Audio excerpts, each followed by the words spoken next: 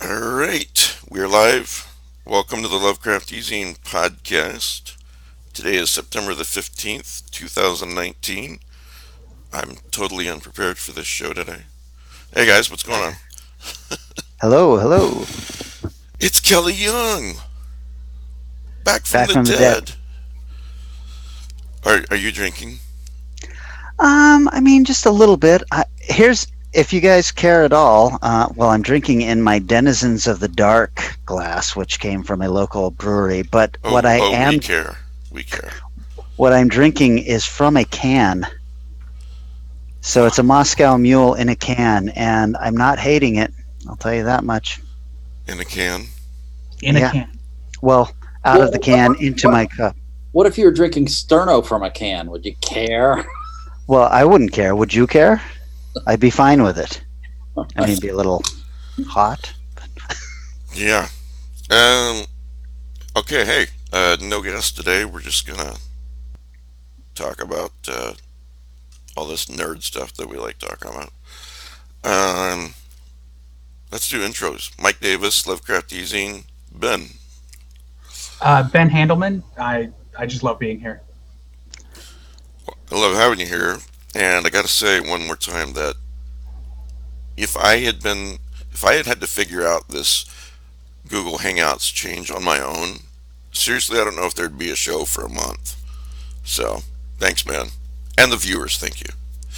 So, Kelly Kelly Young, Strange Eons Magazine and Strange Eons Radio. and Rick, Rick Lay Ryder. Matt. Hi, I'm Matt Carpenter. I have a prize today. It is a gently read copy of Rapture of the Deep from Hippocampus Press with the prose of the inimitable Cody Goodfellow. Gently read. Well, I looked at it and it's like got carried around. Anyway, it's really got some very interesting stories in it.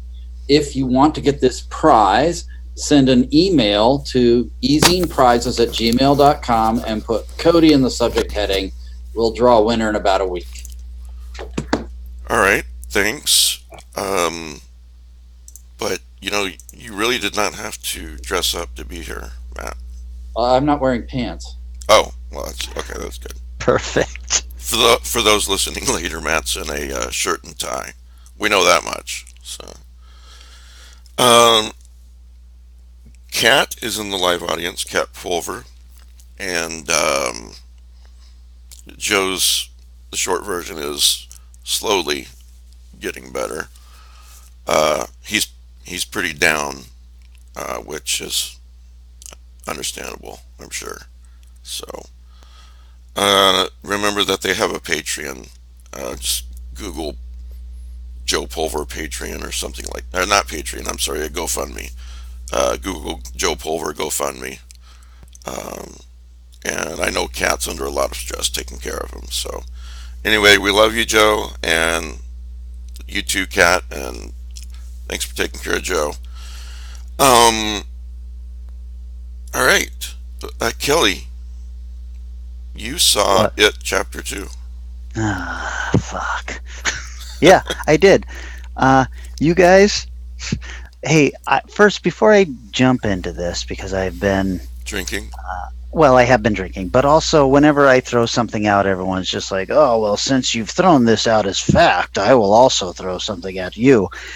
Everything I say in my entire life is opinion. It's my opinion. Your mileage may vary. I don't say that.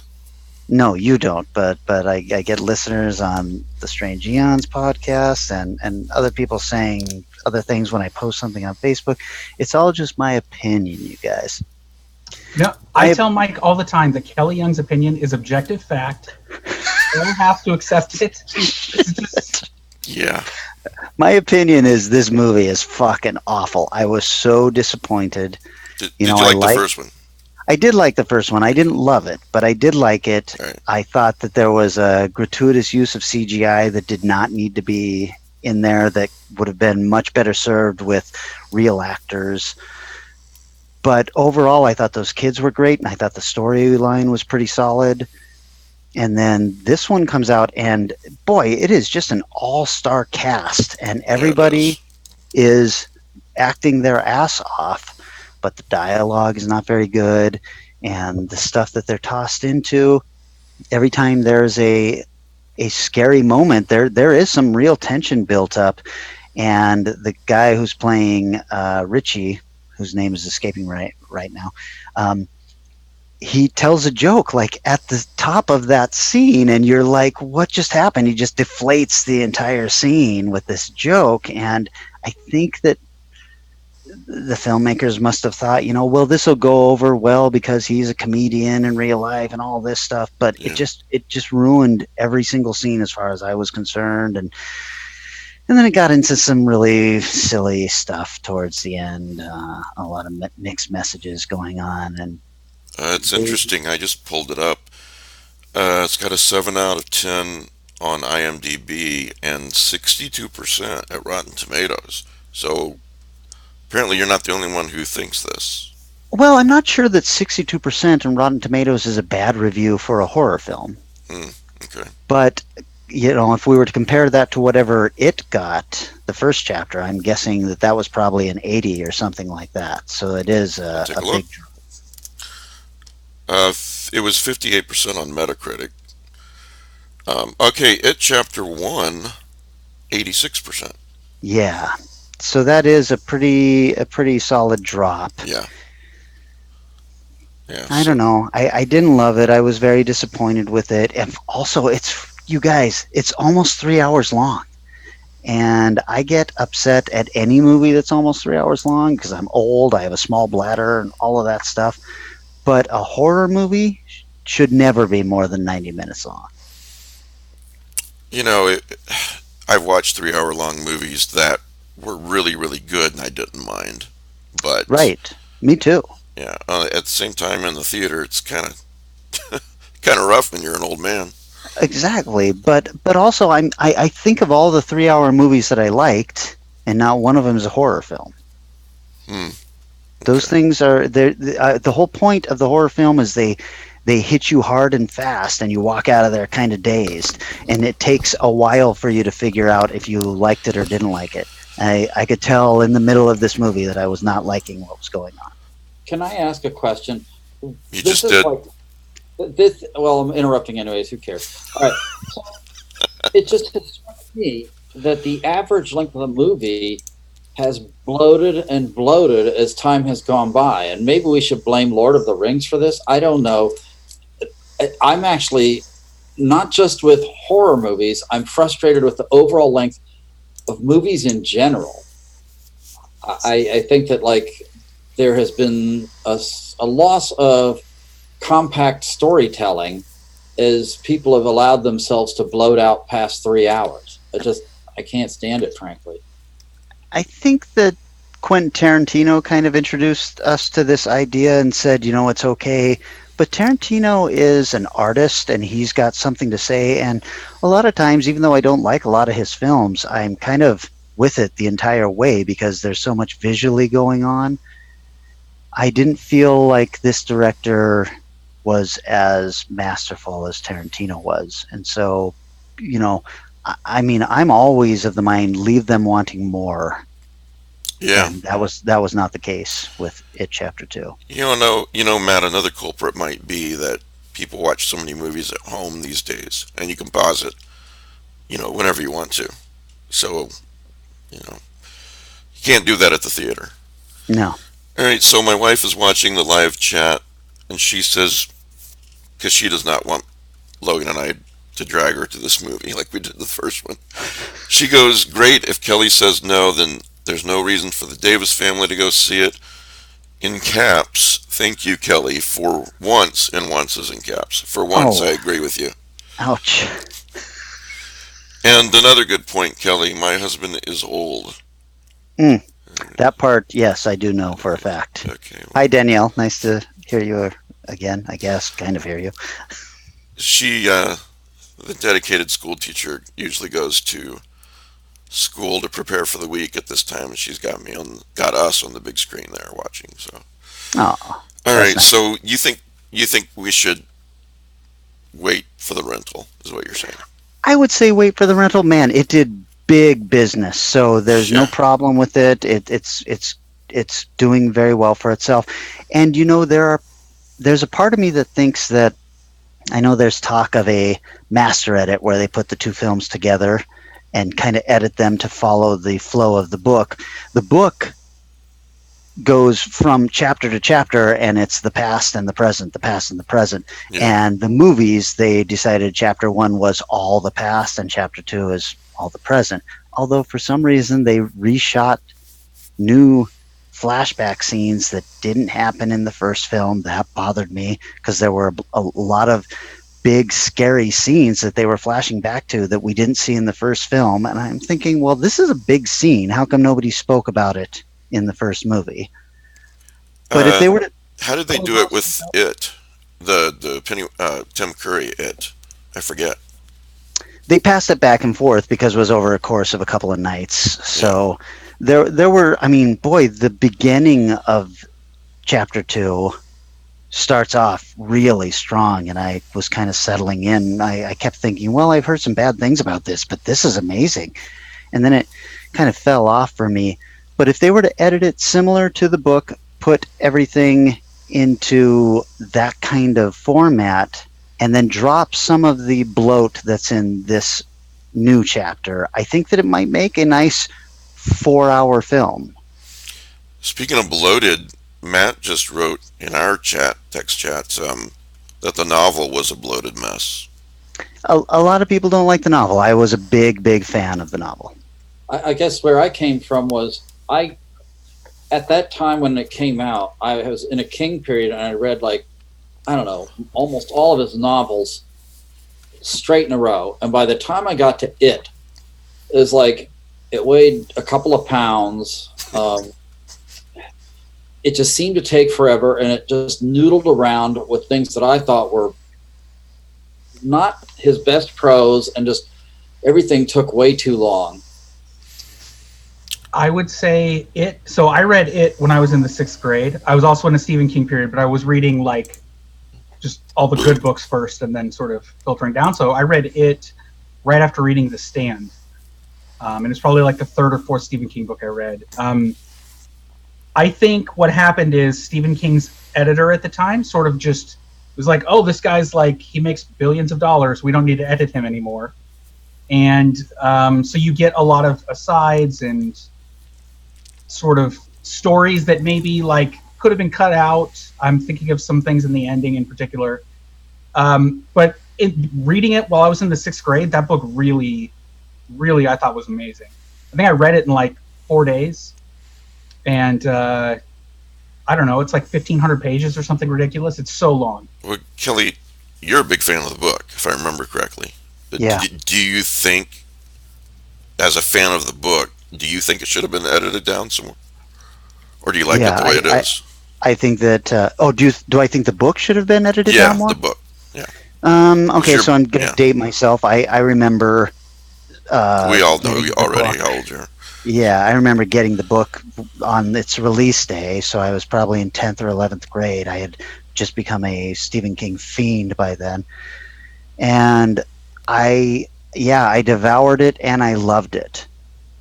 But I might have, I wasn't too far removed from the age of the kids there. If I was 16 or something, I was maybe only 4 years away from what those kids were. So it was, it hit hard.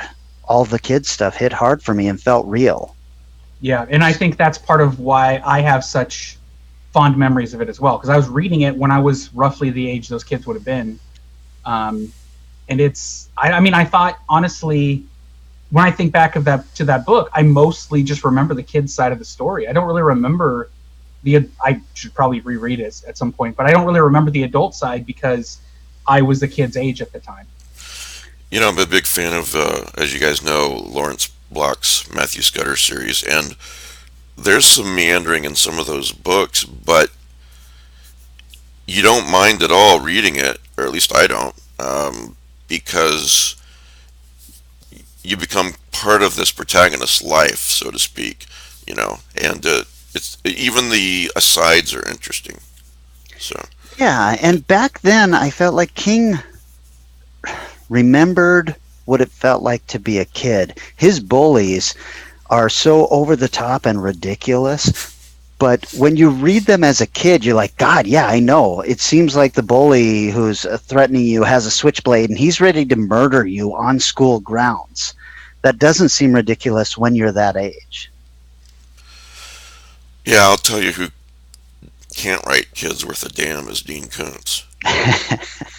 Man, holy moly. I mean, he's written some stuff that I liked. Not lately, because it seems to be all this spiritual stuff. But, yeah, he doesn't, yeah, he doesn't have kids, and he can't write kids. So, Ah, um, all right, so okay. All right, so it chapter 2 is a bust. Wait for the rental, right? my Okay, now, opinion. okay, here's a question then. Sure, We've gone through this, I don't know how many times, but on the panel, we how have. much do you think it is a Lovecraftian novel? That I'm curious about. Yeah, because you were asking. Yeah, you're trying to create a list of Stephen King Lovecraftian novels, aren't you? Yeah, I'm actually just about out now, after two, but I'm gonna like go with maybe two more in my list. And Yeah, and I've got a list at the site, so it'll be interesting to see if they match up. right, so I was just curious because you do have this impossible alien entity of impossible power and long life, and that strictly is treating humanity as a food source. And that's kind of Lovecraftian, Yeah, it seems so. but then it was also, there seemed to me to be a very distinct split amongst these impossible entities between good and evil, at least as far as humanity was concerned, and that kind of sticks in my craw a little bit. Yeah.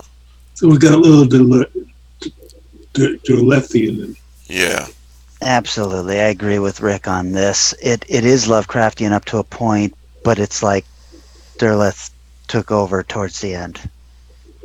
And other than some of the short stories, and I would argue revival, I think most Lovecraftian Stephen King is more that way, Derlethian or whatever. He doesn't generally end his longer works on on Lovecraftian style endings. Does that sound about right? Yeah, it does.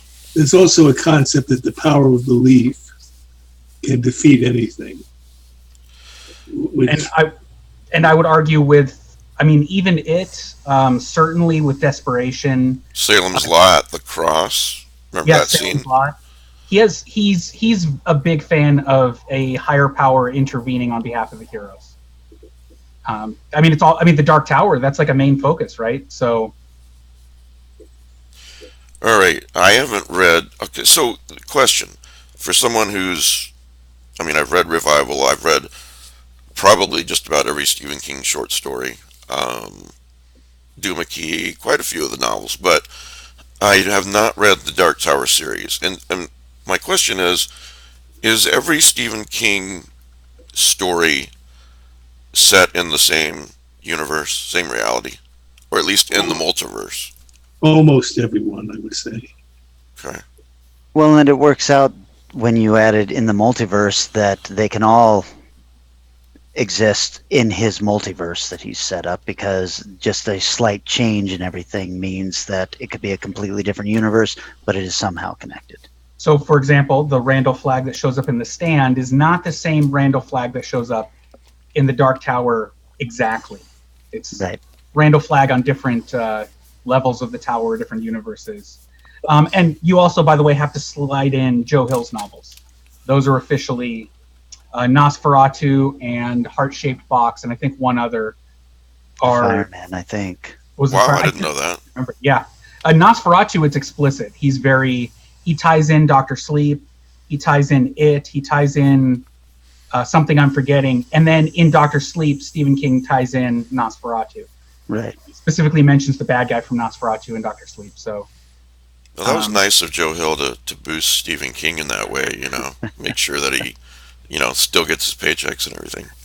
Well, and to make things even more confusing, in the Dark Tower 4, which was Wizard and Glass, there is a direct correlation to the Randolph flag in the stand, and yet the Randolph flag that they are dealing with throughout the series is not that Randolph flag. So it gets even more crazy and discombobulated. And then you have books like it's not like the Lord of the Rings, where it's all one world history.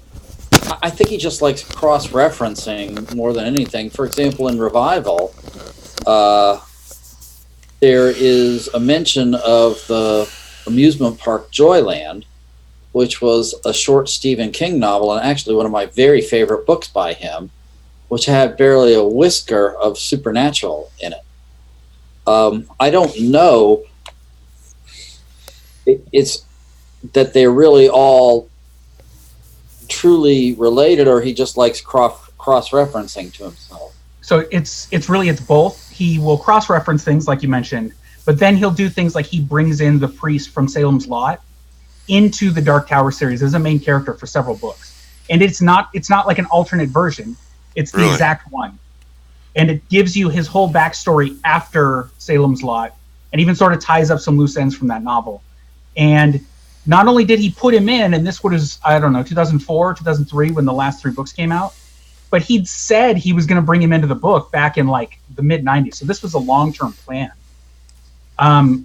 So there are times where he ties the novels together explicitly, and he wants you to know they're the same universe. And there are times he throws in a reference because he's being cheeky. And he may throw it like, in The Stand, it says one of Randall Flagg's alternative names is Nyarlathotep. Randall Flagg is nothing like any incarnation I can really think of from Lovecraft, but it's just his way to sort of inject a little, this concept of someone that sort of drifts in and out of. Damn, my cat. But we are live, folks. It's Stephen King's way of, now Nyarlathotep would show up and sort of like cause this disturbance and everything. Logan. Randall Flagg would do the same thing. But are the two characters even remotely similar? Thanks. I don't think so. And even the Randall Flagg that shows up in The bud. Stand, he's not really like the Randall Flagg that shows up in the Dark Tower series. It's his Dark Tower series was meant to be a Lord of the Rings, kind of this all-encompassing, all these things would officially tie into it, side books would officially connect to it. But Stephen King changes his mind on stuff. So sometimes stuff he'll even now, I think recently he would directly mention connections to the Dark Tower, and then he drifts away from it. So, but does he try to get, say, most of his books in the same universe as opposed to multiverse? No, I would argue he doesn't. There are some. So it takes place in the same universe as Dreamcatcher and The Shining and a couple of other things. So there are some that are Tommyknockers. There's all the Castle Rock stories are mostly meant to take place in the same version of Castle Rock. So the dark half directly connects to not Stranger Things. Needful Things. Needful Things. Thank you. That's right. And both of those directly connect to the Dead Zone. They are meant to be the same Castle Rock in Maine. But at the same time, again, you have a world like The Stand show up in the Dark Tower series at least once. I think maybe twice even. But it's not meant to be the exact same world as The Stand. It's just supposed to be similar, close together on the tower, or something weird like that. So it's sort of a mixed bag. He really likes his version of Maine, and everything he writes that takes place in that version of Maine, he does his best to connect them all together. And I think even on his official website, there used to be like a wiki or something that picked up on all these connections. I'm too old now to piece them all together in my head. Rick probably could tell you better than I could, though. Well, I even now have problems, but I was going to say Randall Flagg in The Stand, and only in The Stand, I think has attributes of Nyarlathotep. One is he has a command of animals, which tie into the poem, "Wild beasts shall follow him and lick his hands." He appears as a dark man in dreams, and is described as faceless in certain points. So I think Randall Flagg, when he was conceived of in The Stand, had similarities to Nyarlathotep, and then went in a totally different direction than Dark Tower and Eyes of the Dragon. Yeah, and I would argue the Randall Flagg in The Stand, and I hope I'm not spoiling this for anyone, 40 years later after the book was written or whatever it was, but I think it's 41 years, 40 years? Came out in the late 70s, but the Randall Flagg in there is very heavily applied to be a demon of some sort, right? Damn it, man. Spoiling it.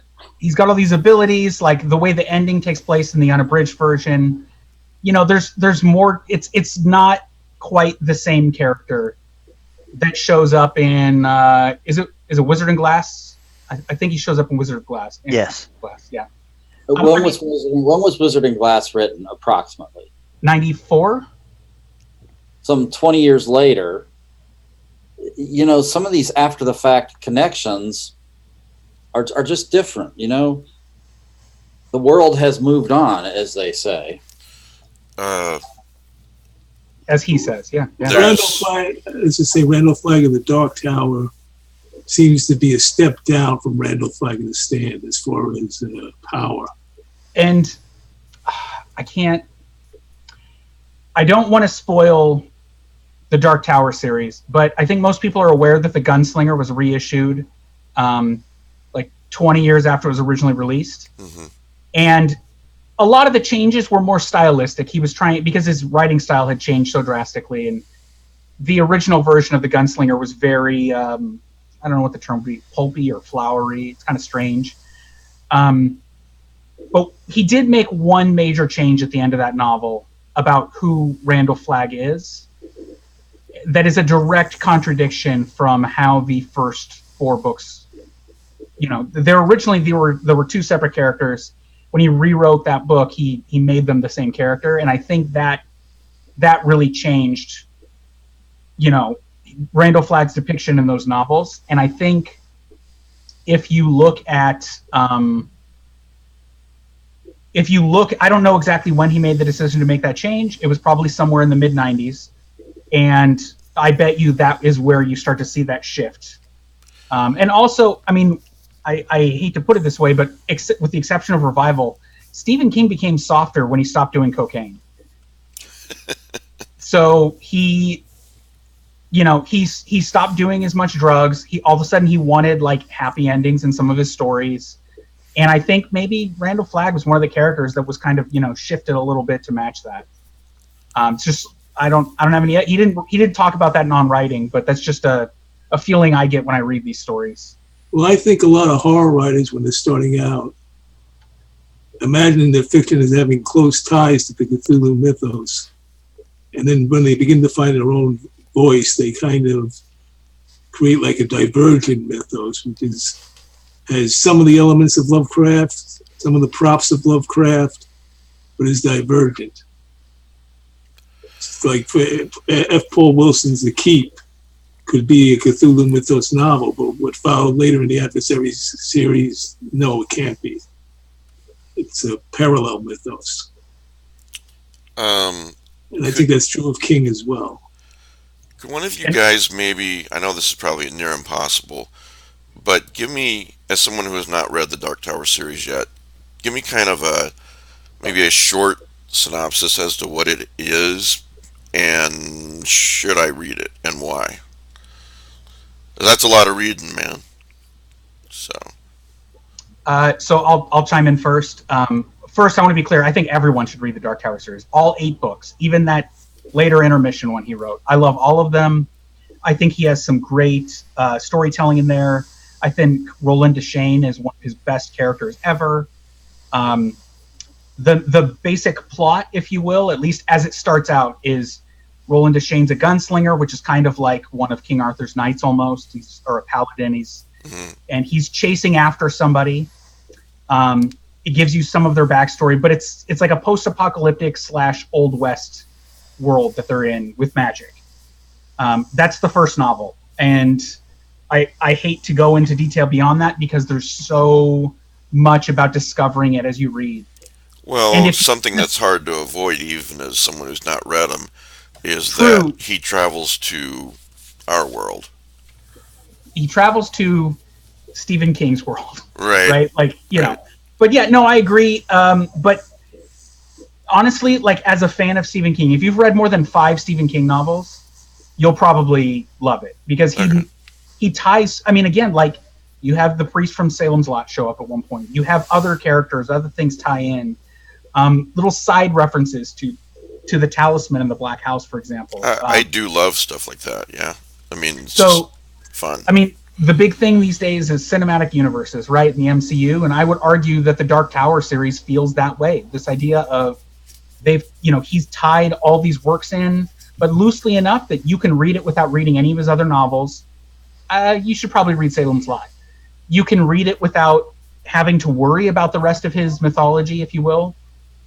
But if you've read the rest of the mythology, it enhances it so much. And if you know about his own life, it enhances it so much. I would say you have to read Hearts of Atlantis and The Black House. And maybe The Talisman because it ties into The Black House. Yeah, I mean, Hearts of Atlantis, at least the first short story in there. Yeah. You should have read. What was the name of that Kindle story that he wrote? A short novella, I think. Mile 81, I think. No. He wrote No. That's what it is. You are.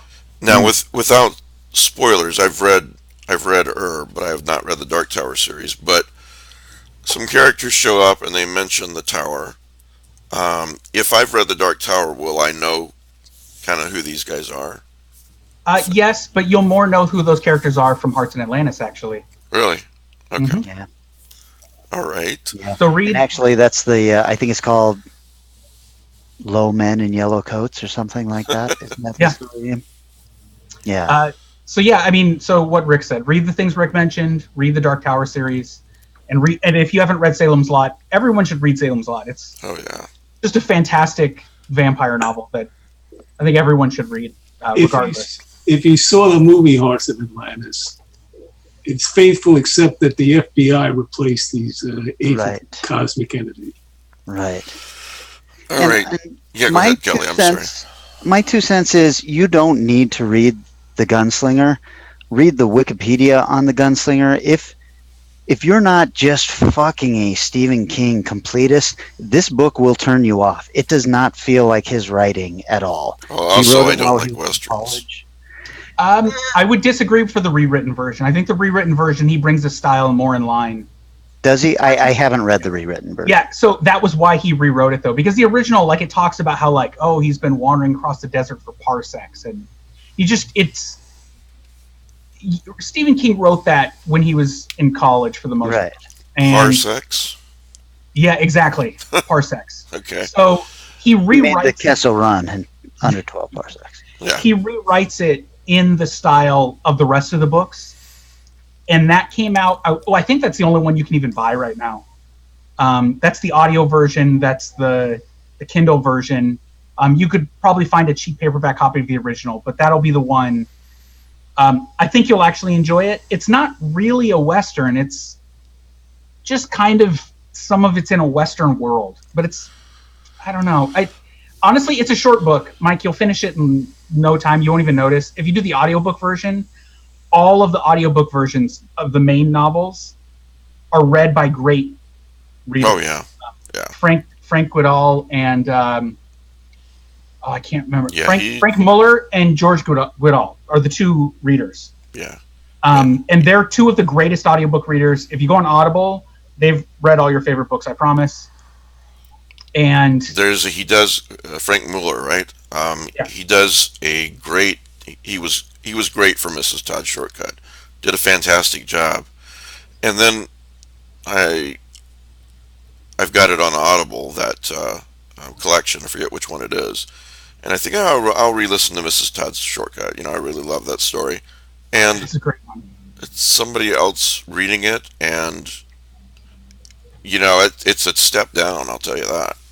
Unfortunately, Frank Muller got into a bad motorcycle accident. I believe it was right after the 4th Dark Tower book was recorded.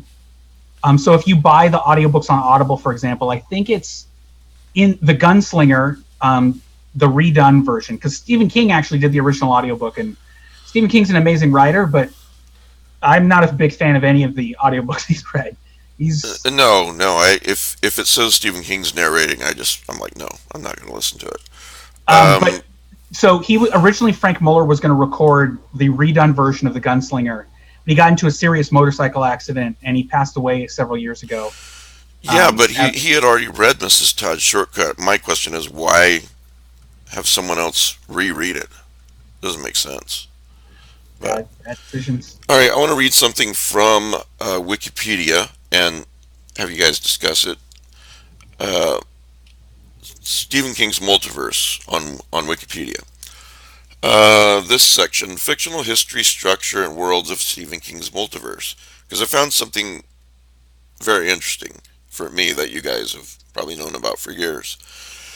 In the beginning, there was a magical presence known as the Prim, also referred to as the darkness behind everything, from which Gan rose. Talk to me about Ganon a little bit. When all world was created, in fact, all this stuff, Gan appeared in metaphysical form as a giant edifice known as the Dark Tower, alongside 6 beams which are protected by 12 guardians.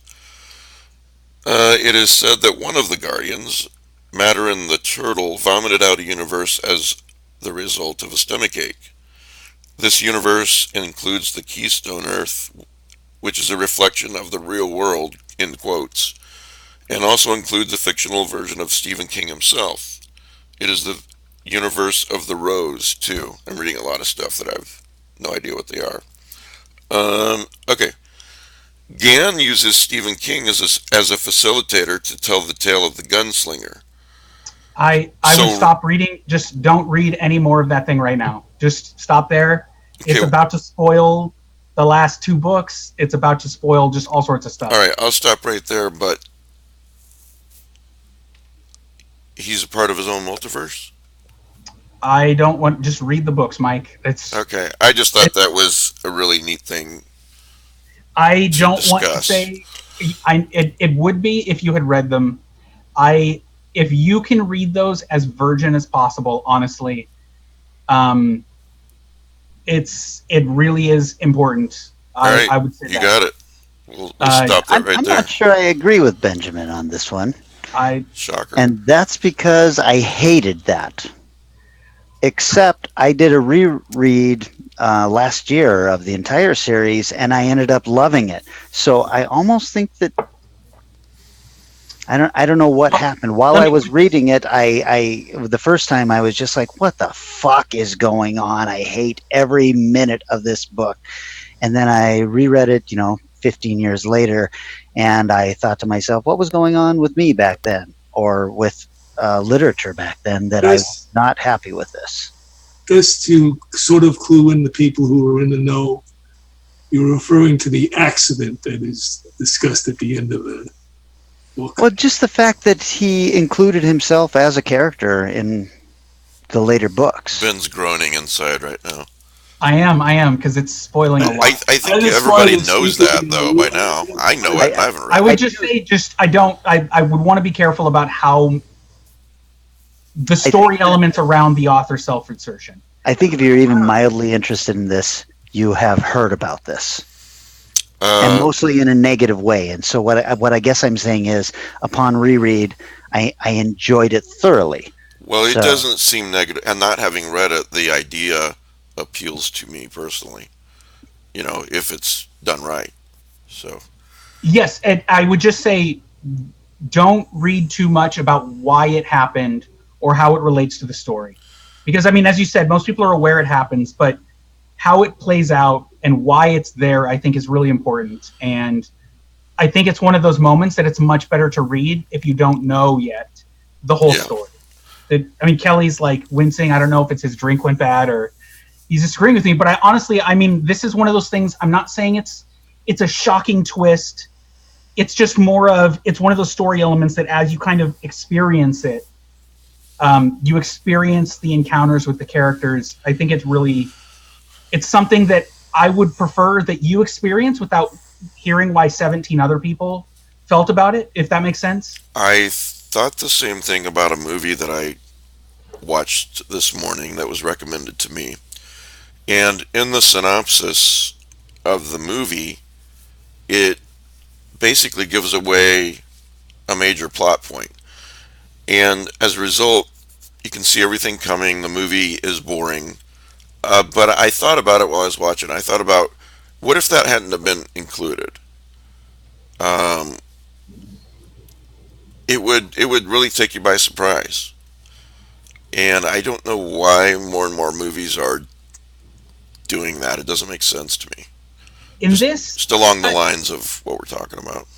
they tell you, they sort of inform you that Stephen King's going to be a character before you meet him, but it's just the whole reason why he's a character, why Right. it matters to the story. All of those elements, I think are best experienced as part of the story. Yeah, fair enough.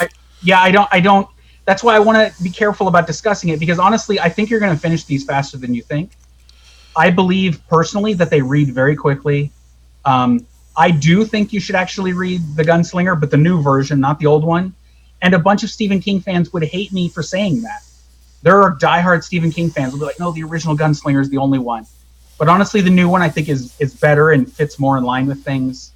And I think there are some story elements, especially as someone who's read a lot of Stephen King, I think you're really going to enjoy it. And Kelly disagrees with you. He thinks I should skip The Gunslinger. But Kelly didn't read the new one. That's true, but also I know you, Mike, and I think that you'll not enjoy The Gunslinger. Yeah, well, I'm saying you specifically. yeah, should me skip The specifically. Gunslinger. No, I believe you. We've known each other a long time now. If you say that, I probably won't. So, I still, it's short. I'd say tough it out. It's not long. We're talking about a book. I don't know. Is it even 200 pages? be a man, tough it out, read it. I mean, honestly, like the audio version's only like, I have it on CD. That's how small it is. So One CD. No, it's on several CDs. It's like 8 CDs. It's short, but Mike, what's your to be read pile like? It's very easy when you're reading something and Huge. you're like, I'm not into this. I'll grab something else from the pile. It's huge, and every day, yes, it is. That's exactly right, Kelly.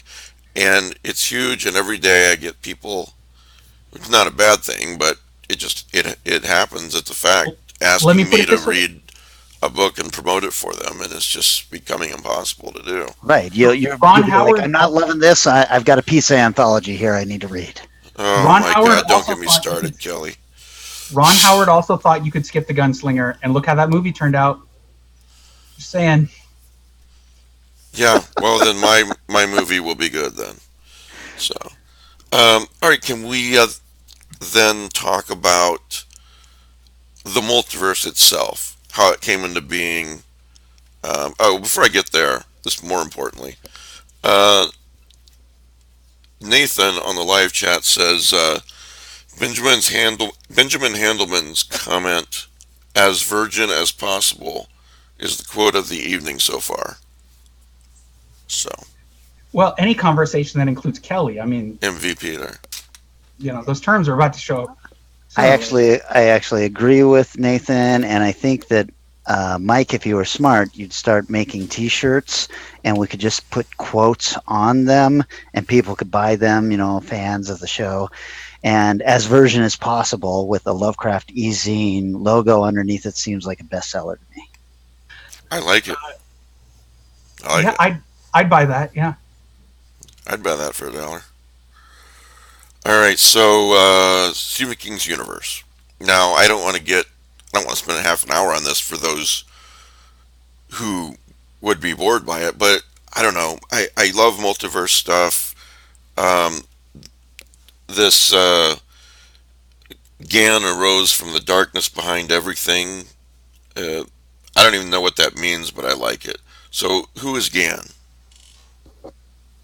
It's just God. It's Stephen King's higher power. There's a little I more thought the nuance turtle to was it. God. Well, that's No. because he changed how he viewed the turtle after he wrote it. Right. Yeah, it is all in flux in the Stephen King multiverse. Yeah, I mean, honestly, like I don't know if there's an It's official. all just a shell game. Yeah, I don't know if there's an official reasoning other than I think it started with some of his short stories where he would write a short story that was kind of like set in the Stand, but not really. And he writes a short story sequel to Salem's Lot, and then he writes Jerusalem's Lot because he liked the idea of the Marsden House. And then just he starts doing this over and over, and then he's got the Gunslinger, and he's got this Dark Tower series. And to give a non-spoilery explanation, the Dark Tower is the multiverse, and something like each level of the tower is a different world, sort of. It's sort of like the whatever they call it on DC, with all those monitors. Yes, they both got this concept from Michael Moorcock. So if you've ever read like the Elric stories and Hawkmoon and all that stuff, like they both basically stole this idea of several connected different worlds from him, which everyone should be reading Michael Moorcock stories, the Elric series, Hawkmoon, Corum. Rick's probably shaking his head at me. Gardner Fox of DC created the multiverse long before Michael Moorcock.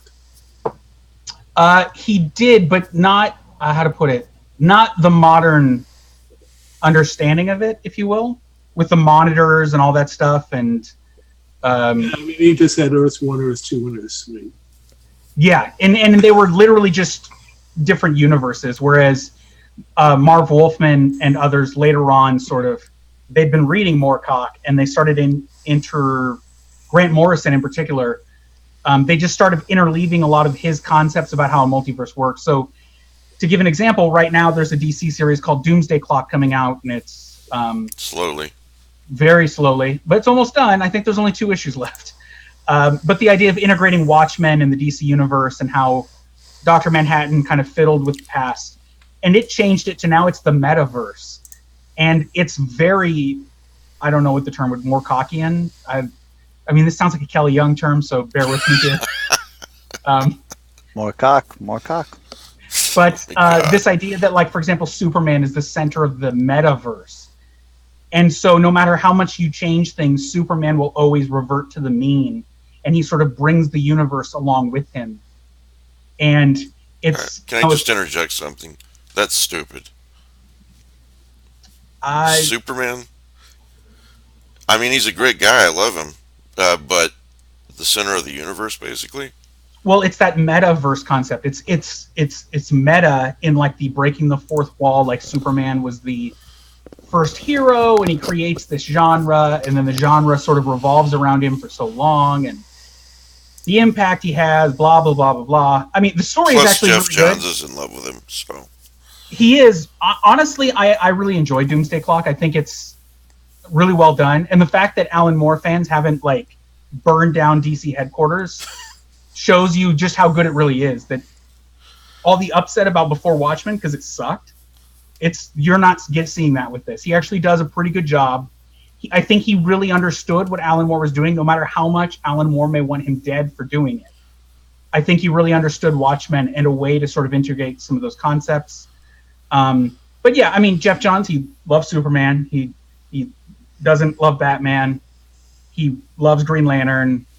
I mean, that's all going to factor in, of course. But yeah. On the positive side, Jeff Johns is no longer a senior executive at DC. So for better or worse, he's not making all the decisions. And what happened? Why not? Because he accepted a job at Warner Brothers. I don't remember the exact details. I'm sure someone can go on Bleeding Cool News or something like that and read about it. But you got to remember, he came from movies in the first place. He didn't start off in comic books. And working for Richard Donner was how he got his break. Yeah. And so he sort of went back that direction and stepped down from... So now I think it's Dan Didio and Jim Lee are still running things. And Warner Brothers has taken a very strong... corporate involvement in DC Comics again, because AT&T purchased them, and AT&T started putting pressure on them, because for the longest, I mean, DC Comics probably hasn't been profitable as an entity in forever, right? I mean, Marvel Comics is the same thing, right? These companies are losing money like crazy, but they're idea generation machines, so that's why they keep going. but there is an executive, and I can't remember her name at Warner Brothers, that's running DC basically for all intents and purposes. Dan Didio and Paul Levitz, whatever his name is, are sort of creatively in charge underneath there. Jim Lee, and then they're letting Scott Snyder sort of run as he wants, which is both good and bad. Brian Bendis is writing, I think, like half of the titles now, like he used to at Marvel. His Superman stuff's pretty good, honestly. Mike, I think you read some of it, right? Yeah, and speaking of multiverse and breaking the fourth wall, I did not realize until recently that Superboy Prime was from the real world, supposedly. Or at least a version of the real world. And then when he goes back into the multiverse, does all this crap, kills people and everything, apparently that's shown in the comic books. And his girlfriend reads the comic books and disowns him when he comes back. Something like that, because I haven't read it. I just read an article about it. It's they did. What happened is, originally Superboy and Superman are the same character. He's just kid Superman. Right. They wanted a Superboy present for Crisis on Infinite Earths, so they wrote a 3-issue story in DC Comics Special, or whatever it was called, DC Presents, whatever it was. That was just it was a Superman origin story, but in a world that knew about Superman and had comic books, and he's the only superhero. And then they drag him in, so he's a part of Crisis on Infinite Earths. And the whole idea is at the end of Crisis on Infinite Earths, Superman and Superboy and Lois Lane get to go off to heaven and live happily ever after. And then, everyone at DC in the mid-2000s decided, we want to bring back the multiverse. So they undid that story. And honestly, I think Jeff Johns and Kurt Busiek and others did some really interesting things with Superboy Prime and then Superman Prime and whatever they wanted to call him. Yeah. And that whole idea, the idea is he's the one that caused Infinite Crisis because he's punching this wall and it's fracturing reality and causing these continuity issues. He is insanely powerful. Yeah, well, he's a pre-Crisis Superman, right? Pre-Crisis Superman could move suns, but this whole idea of Superboy Prime punching the universe, any continuity issue that ever happened, you said this person's origin went this way, but this happened. They explain that as, he punched the universe and so the universe fractured. It's the ultimate hand wave. And then if you think about it, he's from our universe. So he's literally breaking the fourth wall when he's punching the universe. He's directly intervening in the comic book universe. It's all of this stuff, which is again why Jeff Johns is now, what is it called again, the metaverse and all this stuff. It reads better than it sounds, honestly. It's fun to read. Yeah, it is fun. I like that sort of thing done right, like I said. And Jeff Johns is not perfect, but I would argue that his writing of these kind of bigger universe-altering Superman stories, Jeff Johns is really good at. Yeah. And he's done some really great ones.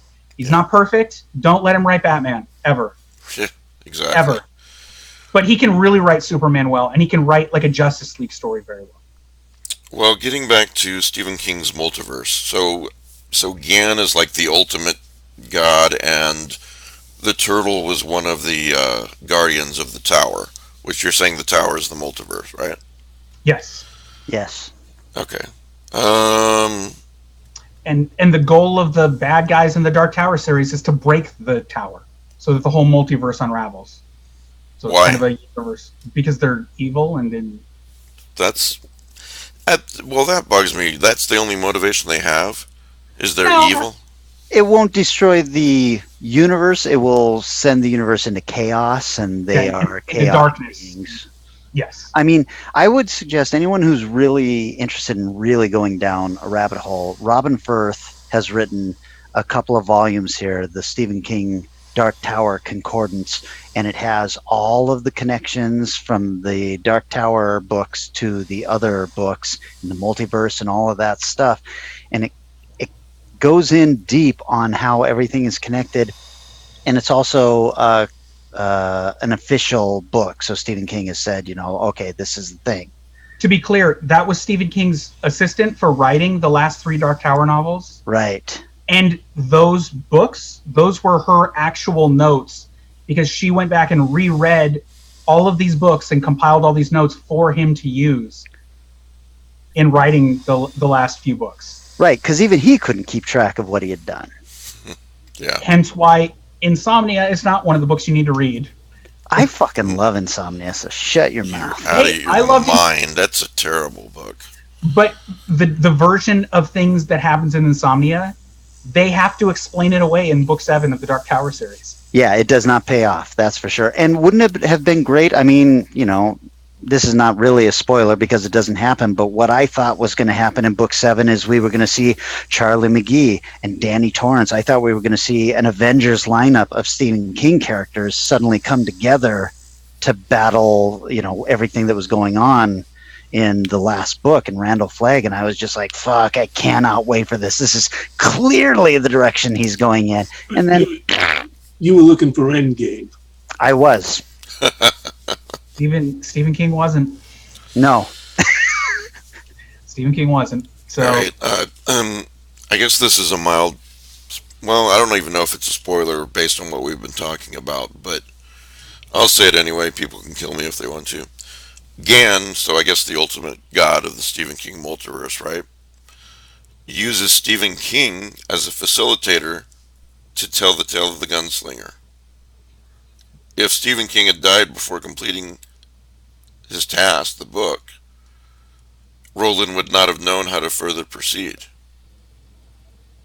So, I mean, talk about meta. That's pretty meta. yep, that's it. Benjamin is so angry. Yeah. Why did you read that part instead of reading it for yourself? Yes, that's Just ruined, what was it, book 6, which has a great cliffhanger? Yeah, he did. I really? warned him. Yeah, I told you to stop reading that. I'm sorry. Yeah, that's the big kind of concept. So it's not just author self-insertion. There's actually a story reason for it. And I thought it was pretty much out there because I've known it for a while and I haven't even read the books. His author self-insertion is well known and everything, but the reason for it and what concepts he explores when he does it, I think, again, I prefer people read it and sort of figure it out. Well, I certainly don't know why he does it, so there's a lot of gaps to fill. All right, I'll officially apologize to anyone who got upset, and I'll take that out of the audio version. So. No. But I would say just don't read more of that explanation. Like we can fill in the gaps. I'm done. But yeah, that's that his multiverse is very much his life as well, right? This concept that he's creating these stories, so they reflect what he's going through in his life. So you get things like the ending of Cujo, and what happens at the end of that story. That's not a story I think he would write anymore. And he doesn't even remember writing it. Thank you, cocaine. Yep. Well, I do enjoy stories that break the fourth wall, and again, has to be done right. You know? But I think revival contradicts his whole concept of God. Because then you get a universe where it's like, when you die, you go to Whoa. That's a major spoiler. Well, that brings up a very different afterlife, I'll put it that way. That brings up a great point. Does Revival just sit aside from everything else he's written? It's not part of the Stephen King multiverse? Yeah, because this Gan guy, he didn't create a universe, he created a multiverse, right? Right. Yeah, I mean, and that's why I think Rick, I think it was Rick that said it, or Matt, that not all of the stories, do fit into this thing. And you may get a reference to characters from Revival show up in a later Stephen King book or vice versa and think like, oh, it's part of the multiverse, but it's not. Like those two were... Revival's a very different take on the universe. And I mean, we could do like a 7-part series on Revival. I can go back and pull up like where Mike trash talked me about Revival before I finished reading it and was part of the show. Didn't trash talk you. I'm going to find a YouTube clip and I'm going to show everybody. Also, I'm sure you deserved it. I actually did deserve it. I did. But Yeah, I just can't picture myself trash talking you. Maybe I disagreed with you. no. I'll All find it. right, I'll find it. I've got to see this. Yeah. All But right. no, but Revival is one. I think Revival was very much maybe not a return to form, but it was him looking at Arthur Machen and Lovecraft and I don't even know who else, other influences, and just sort of creating this wonderful cosmic horror novel that's perfect in every way and will never be surpassed. Um, It is. It is really, really great. And that another thing ending, that makes it great is that you do care about the ultimate fate of these characters. You know, you do. unlike a Lovecraft story, um, you don't usually care because they're cardboard cutouts. So One of the last things I would say is Stephen King never considered himself a horror writer. And if you look at his output the last 25 years, it's horror isn't even really his primary genre and hasn't been for a while. But he always saw himself as a science fiction writer. But this is what he claims, to be clear. Early on, who knows what he said. But part of the reason his horror succeeded so well is because you cared. yeah, You yeah, could tell, if you're reading a story and you don't care about the characters dying like Friday the 13th part 6 or something, you're just there for the fun. But if you care about the characters, you're directly invested on if they can make it or not. Um, and he could do that. So his horror story stood out in particular because you really wanted his characters to make it. Um, and I think Revival was very much a return to form in that, like, well, you really care, and boy, good luck. you know what you said about discussing this. We should do a podcast or two about Revival. Um, Welcome to the Stephen King Ezine podcast. that's right. Hey, I would be a Today, part of that anyway. podcast. We should also mention it ties into Robert Bloch, but it contradicts Robert Bloch. Mysteries of the Worm, which was Robert Bloch's version of the Necronomicon, has a totally different history in Stephen King. It also appeared in Jerusalem's Lot, but it didn't contradict Bloch in that short story. Right. And you're talking about it shows up again in Revival, right? Right. Yeah. And you get an alternate history because Bloch's it's written by it's written at a different time period under different circumstances than Bloch's official history. Right. Well, and if I the would- audience is interested, we will do that. I think they are. And hopefully everyone in the audience reads Revival 2 or 3 times even. No. Once No? was enough. That It's is- an awesome book, but It's the greatest ending. there's a very, yeah. And you know what? You can't ask Stephen King about it because he doesn't want to talk about the book. The ending frightened even him, and he wrote it. So Yeah, I don't know. I mean, I consider it, when people always say after his accident he only wrote bad books, and he did write some terrible books after that accident, right? But Revival, it's magic. I don't know. And I would argue terrible stories with wonderful characters. That's his strength, is writing characters that you love. And there was stuff like Under the Dome that I was completely entranced by until, 100 The last- pages from the ending. And then you're just like, oh, fuck! I couldn't get So- into it. Yeah, there's just something that happens with him, but he knows how to write a character you care about for sure. And Under the Dome brings Jack Reacher into the Stephen King universe. Yeah, I was just Yeah. thinking that. I was thinking that too, yeah. And again, like, there's times where you're reading Stephen King and you're like, oh, he just read this, didn't he? Well, Kelly, maybe there are some stories that aren't so great. Insomnia comes to mind, but he does have a lot of great stories out there. You know, Mrs. Todd's Shortcut, um, Crouch End. I could list a bunch. Yeah. So, all right, what was I going to say?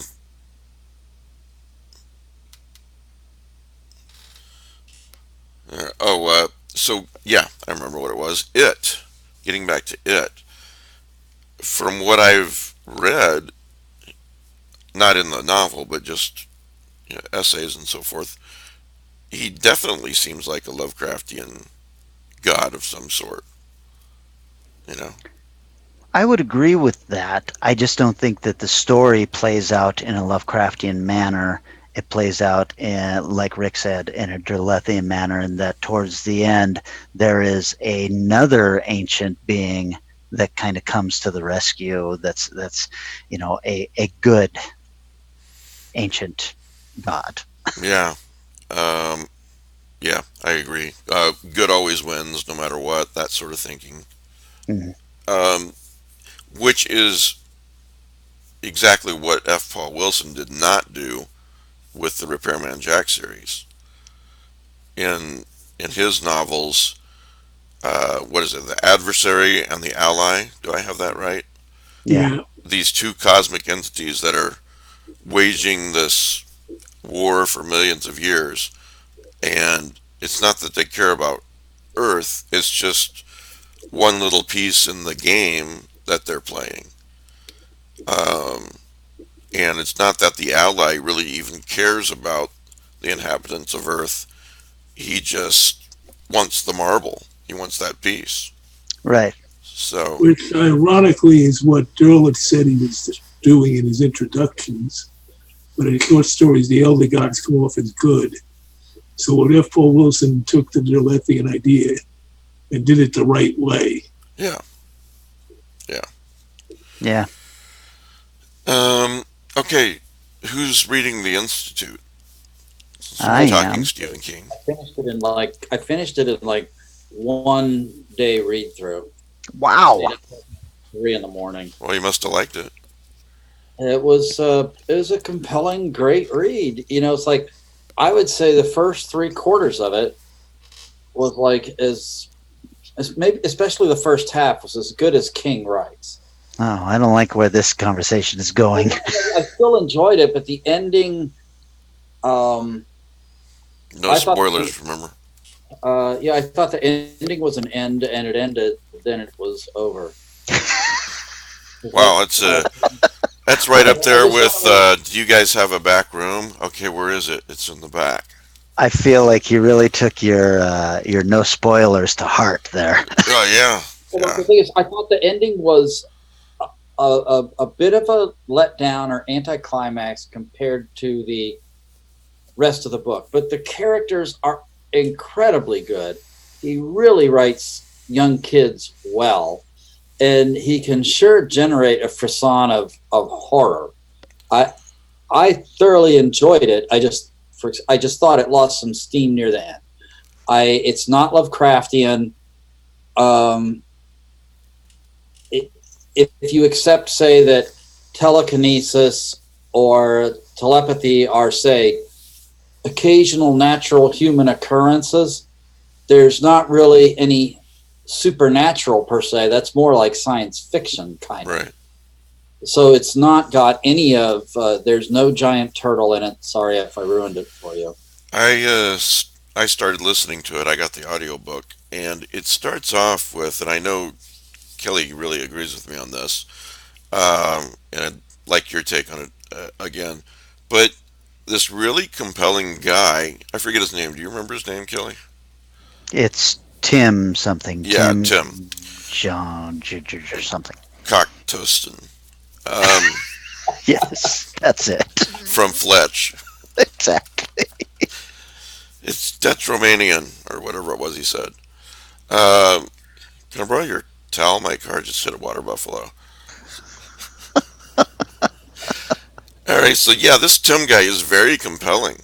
Um, we find him on a airplane that's stuck on the runway forever, and they need a passenger to give up their seat, excuse me, and they'll compensate him for it. And Tim finally decides he's going to do that. Takes the money and goes, and he starts hitchhiking. Then he ends up in this town, Dupre. I forget which state, but he's an interesting character. The town is full of interesting characters.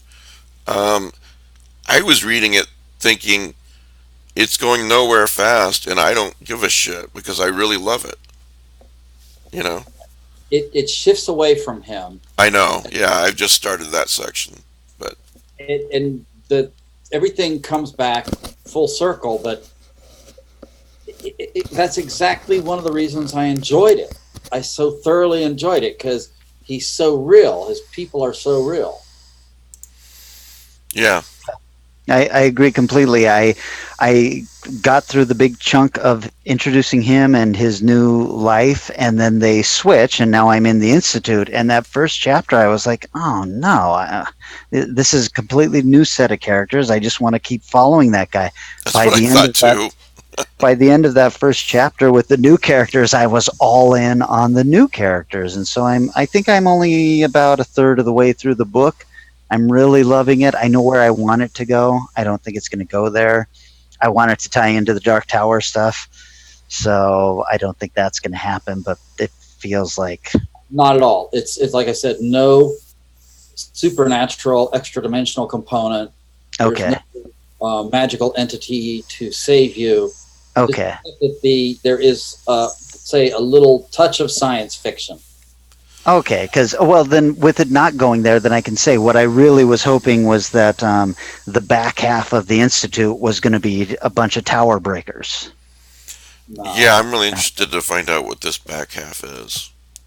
Um, yeah, I'm really enjoying it. You know, there's always a chance I'll get to the end and go, oh crap, but I didn't like it. But I don't think so. Um, I don't even. We'll finish it, then we can talk about it some more. yeah, What would compel you to be? You know what it reminded me of, kind of, is this book I read from like in the mid '90s called Ordinary Men. And this was about a battalion in the German army. They were ordinary guys. They were farmers, workers, factory workers, bakers, etc. And they ended up as murderers of the Jews.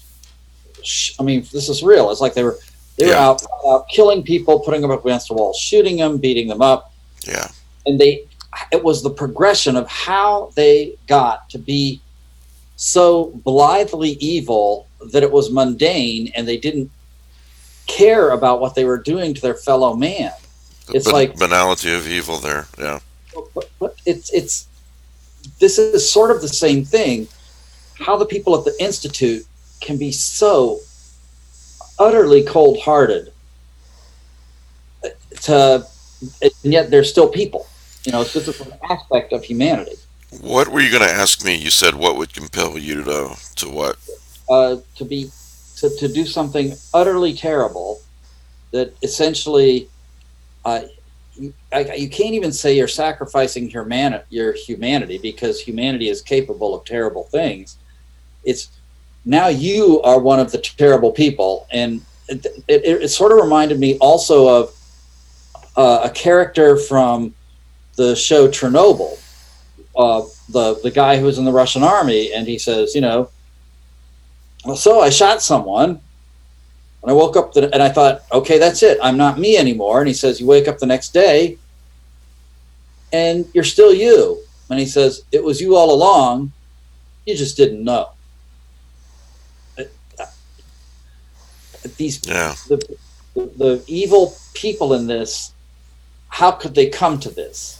yeah. And that's made me think of the book Ordinary Men. Well, humans, most of them, have this bad habit of being followers, following someone charismatic, going with the crowd.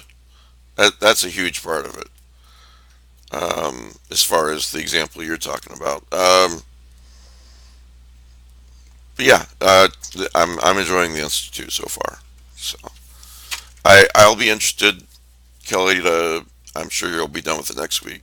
I would assume, Yeah, I'm hoping to be. and then we can discuss it on a Patreon podcast, maybe. That'd be great. That would be great, wouldn't it? The boys. You wanted to talk about the boys briefly. I did. You did. You said it I was did? the best thing you've seen all year.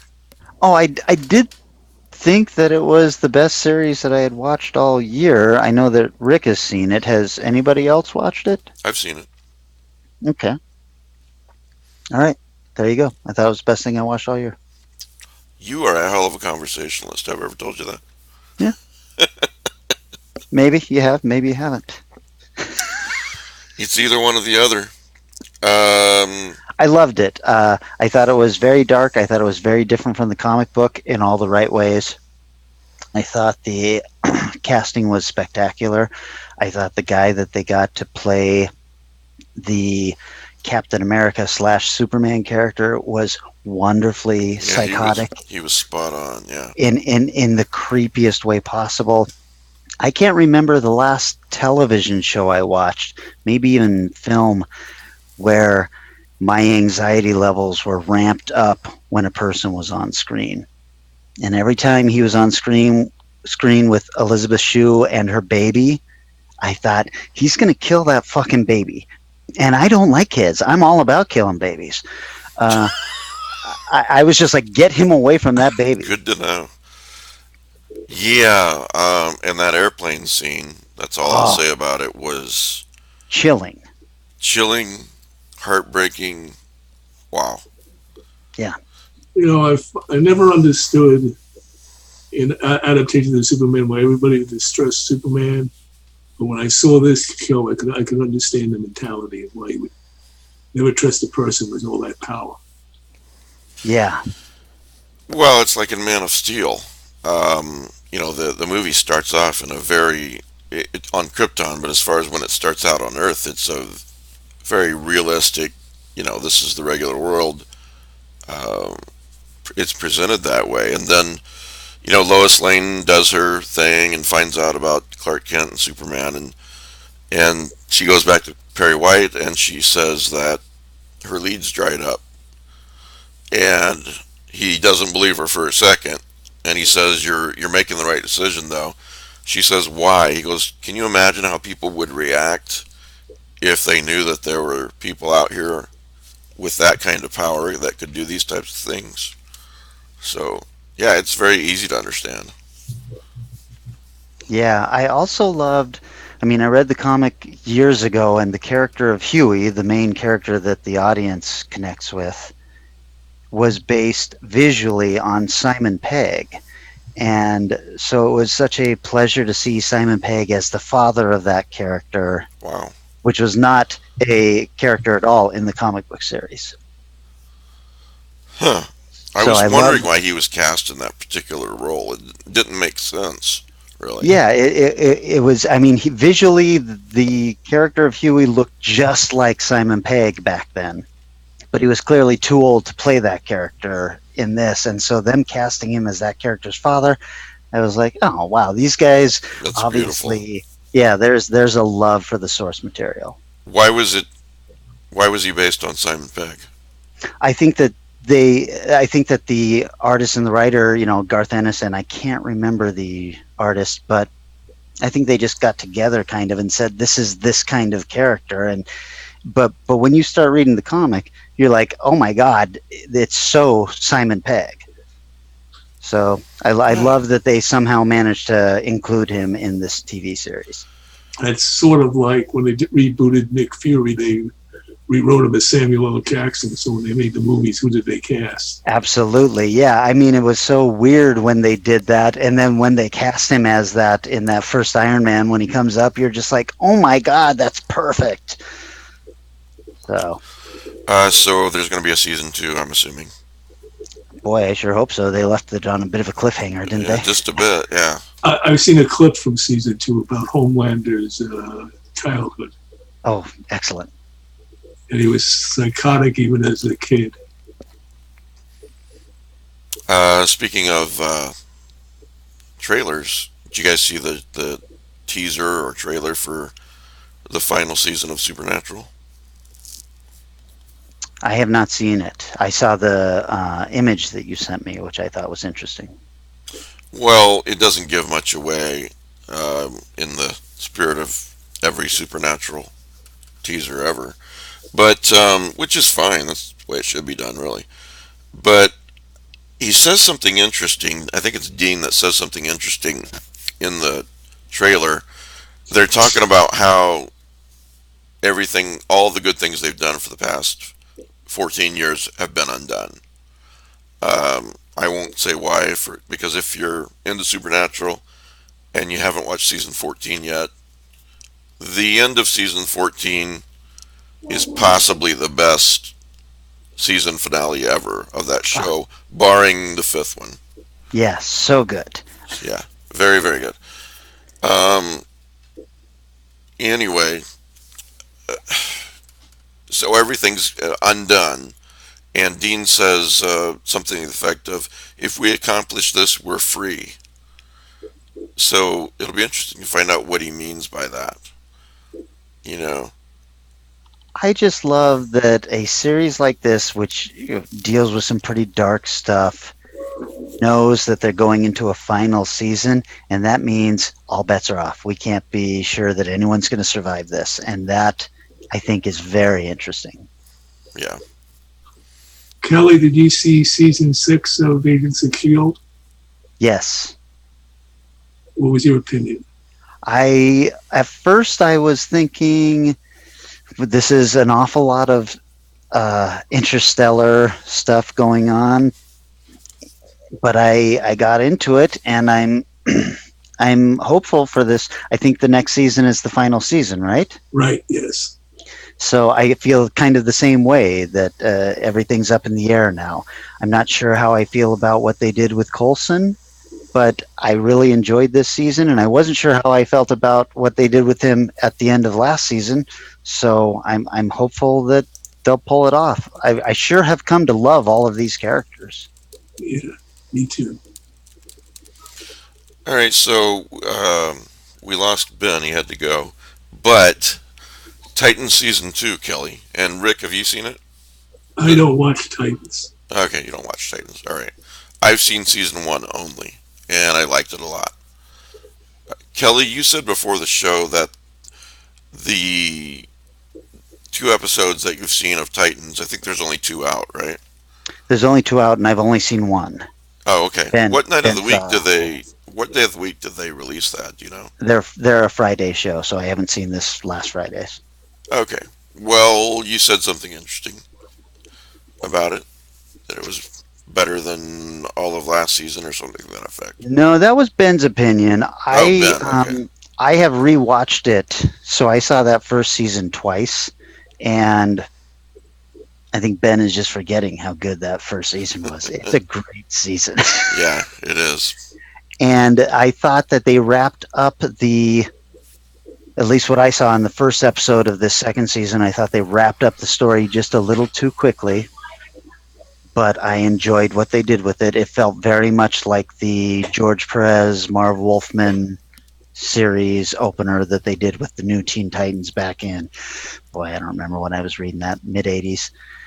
I thought that the CGI for Trigon was a little stilted, but I have really come to love the actors who are playing these parts.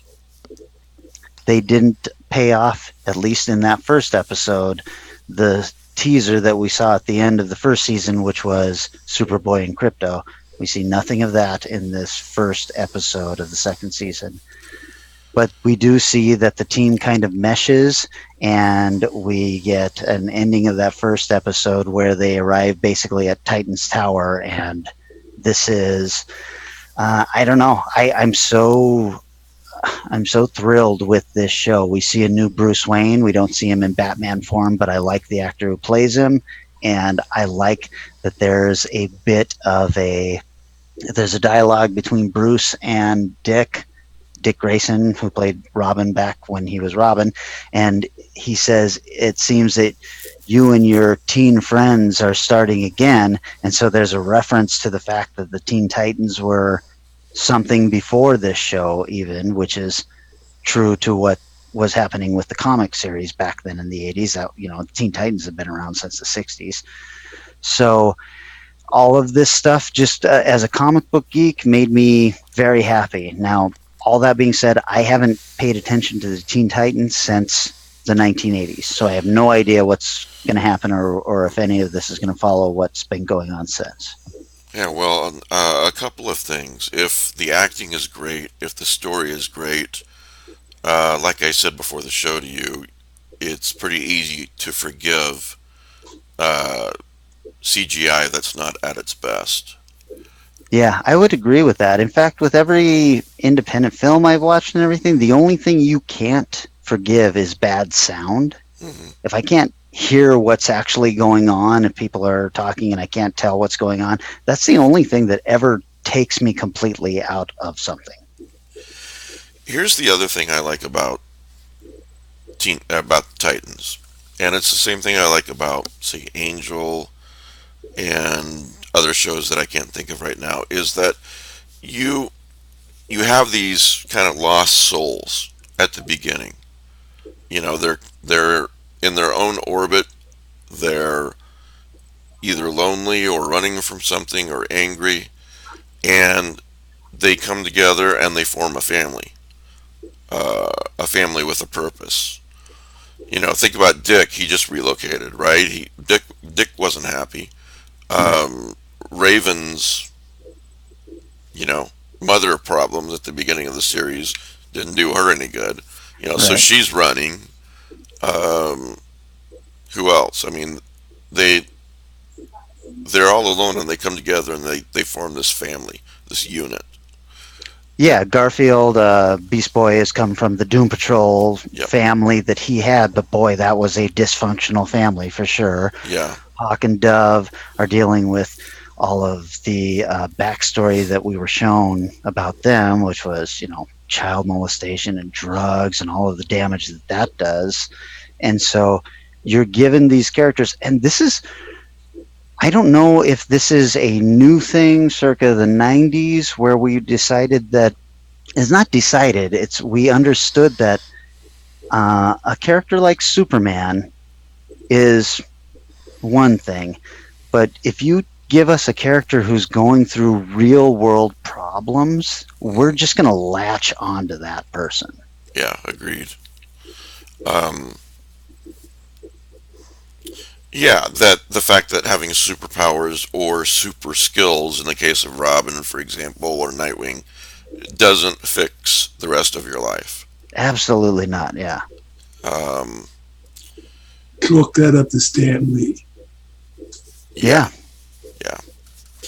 And it's the same thing in Angel that I realized why I liked it. If you remember at the beginning of Angel, you have three characters. You have Angel, who's just relocated to Los Angeles, and he's absolutely and totally alone. He's pretty miserable, but he goes out every night and saves people, so on and so forth. Then you have Cordelia, who lost her family, lost all their money. She wants to be an actress, and she's living in this shithole apartment, trying to make it. She's not doing very well at all. Um, and Doyle, with various problems. And, to that same extent, Wesley, when he shows up later in the season. My point is that they're lost, they're alone, and they find each other, and they form this family. You know, Yeah. this purpose for being. So, Yeah, and Rick's absolutely right. I mean, I think Stan Lee started it with Spider-Man and giving us a superhero who had problems that he was also had homework due. He had all of the other things going on. And then I know there was the huge Green Lantern, Green Arrow thing where they started actively discussing drug abuse, things like that. But for television, it took a long time to catch up to that. And it was in shows like Buffy and Angel, things like that, where we started getting really super flawed heroes. And that's, I mean, I don't know about everybody else, but that's really interesting to me. yeah, because, Superman, most incarnations of him, he's not flawed at all. I mean, he's the epitome of perfection, and not just physically, but mentally, emotionally. Um, he's a pretty rounded character. Yeah. You know, Batman not so much, but Superman is. Right. But that's what makes Batman so much more interesting than That's right. Superman, right? Batman in the 70s and the 60s, he was sort of the serious version of Adam West. Right. That's true. That's true. He didn't lurk in dark alleys. He drove around and waved hello to policemen. Yeah, kind of hard to imagine now. Um, so yeah, okay. I was gonna. I was gonna have an iron will and wait and watch Titans when it was completely done so I can binge it. But my will is being broken by you talking about this, Kelly. I I blame you. really enjoyed it, and Benjamin loved it more than me. So and I really enjoyed it. Um, Well, well, unlike you, Ben typically knows what he's talking about. So yeah.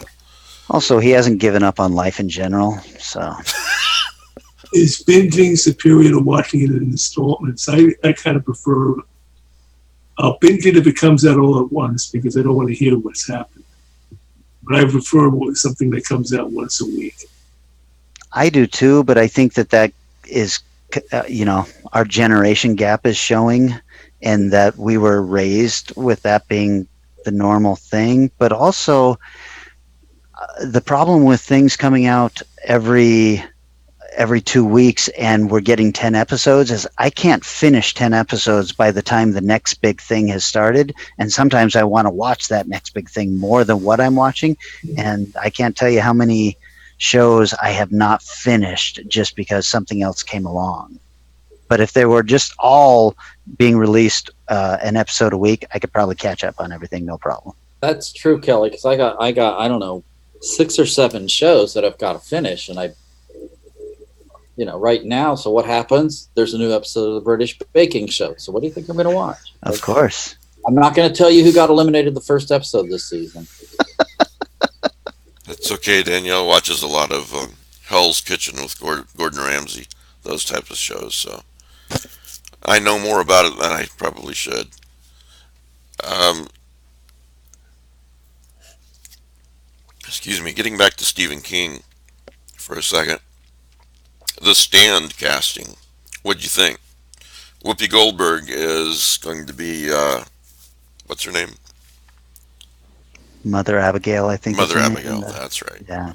Um, James Marsden's in it. Amber Heard. I don't know who the rest of these people are. Owen Teague. I think Stellan Skarsgård was cast as Randall Flagg, right? I don't see that here, but that would be cool. What do you think? That's a good choice. He's pretty menacing. I would have been just fine with them grabbing McConaughey from The Dark Tower as their Randall Flagg. I thought he was a perfect casting choice that was squandered in that Dark Tower film. Whoopi Goldberg, I think, is a bit of a,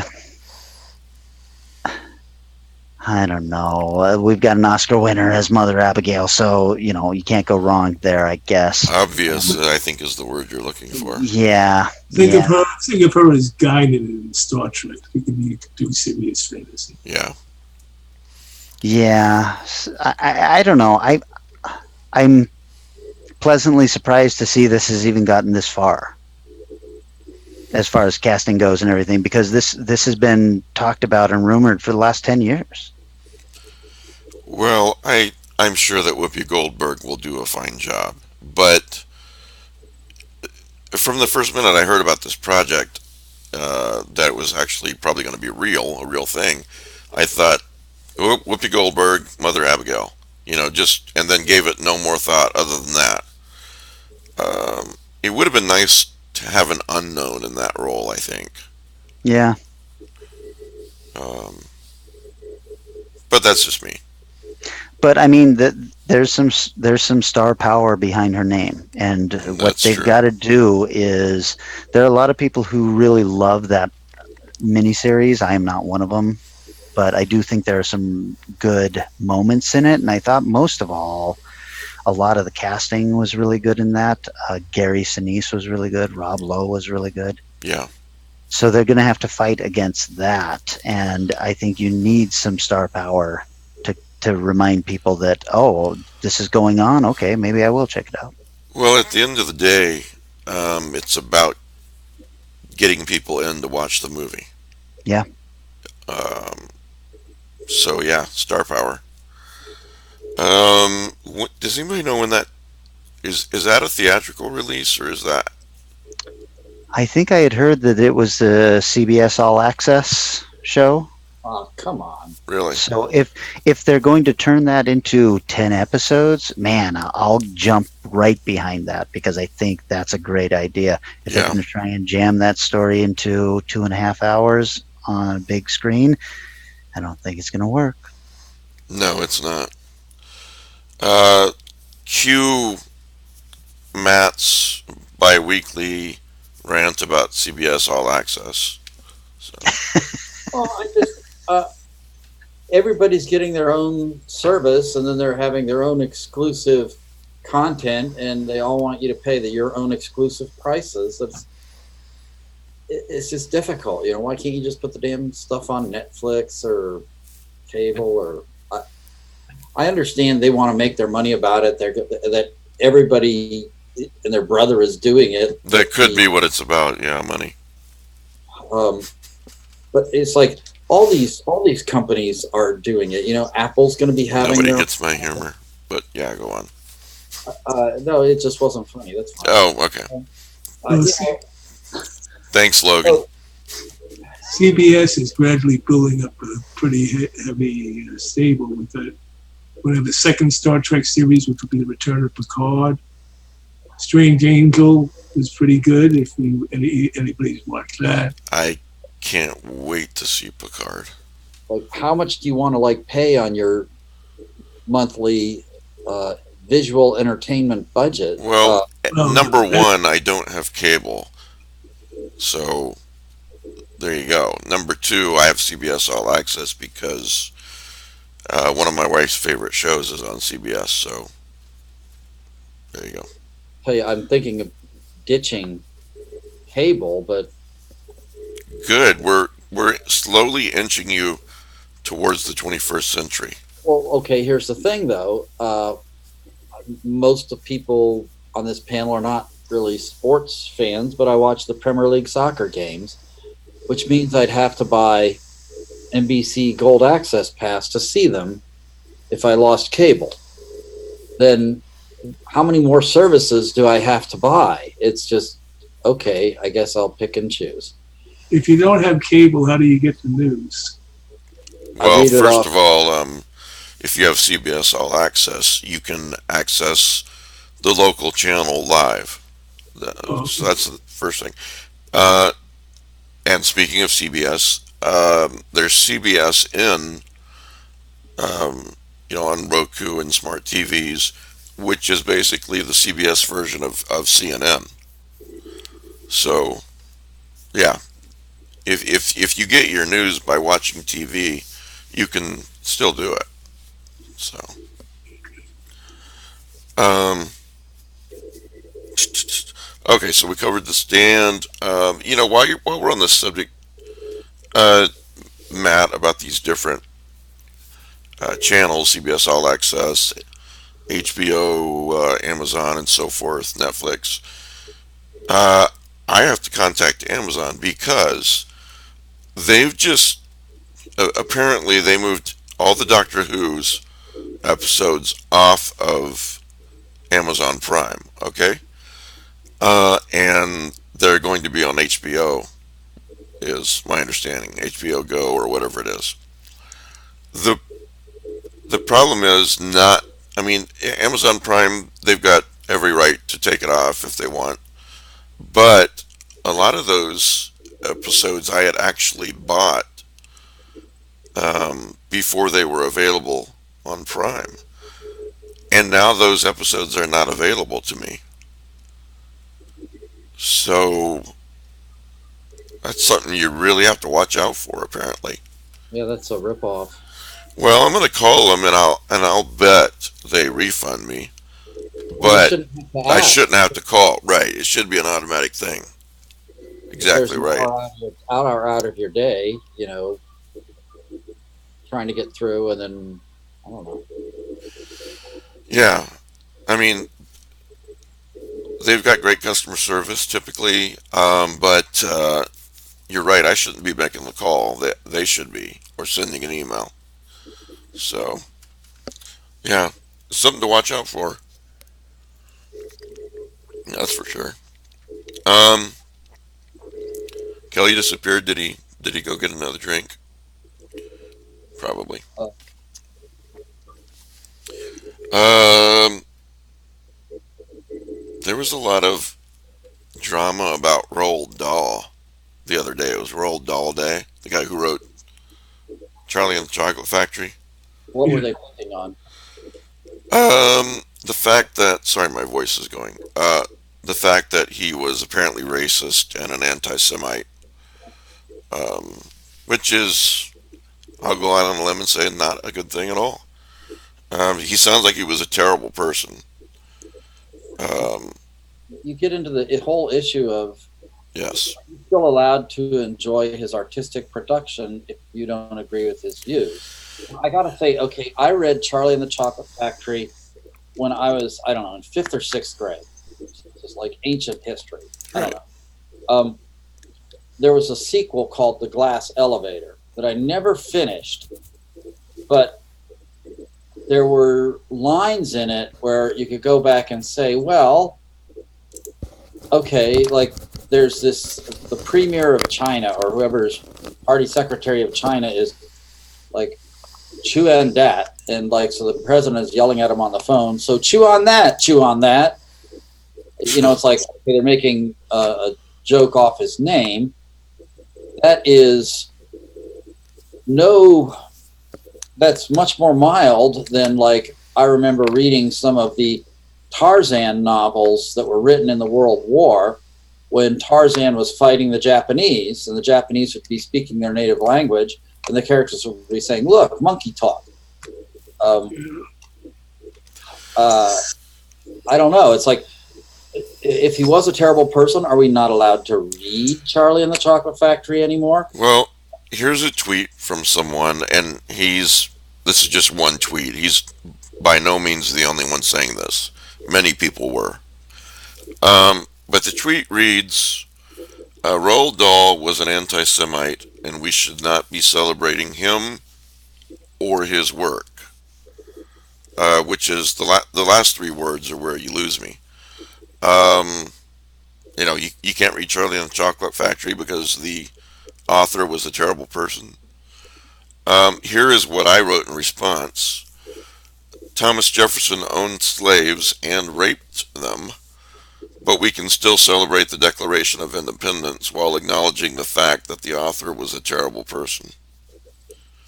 So, William Shakespeare and Charles Dickens were both anti-Semites. yeah, I just don't get why this is It's up for discussion and so hard to get through people's heads. I mean, Just condemn the anti-Semitism and exactly. acknowledge that they were. Don't sugarcoat them. Don't whitewash them. But recognize that these authors do occupy a position in literature. Yeah, and the other end of it is, there are Lovecraft fans who get very angry when you point out the fact that, the guy was a racist. That's the other end of the spectrum, you want to which sterilize everything. isn't cool either. But the thing is, if you want to sterilize the world and say we're only going to sit around and talk about those things that are pure, written by people that are pure, there's going to be nothing that you're reading.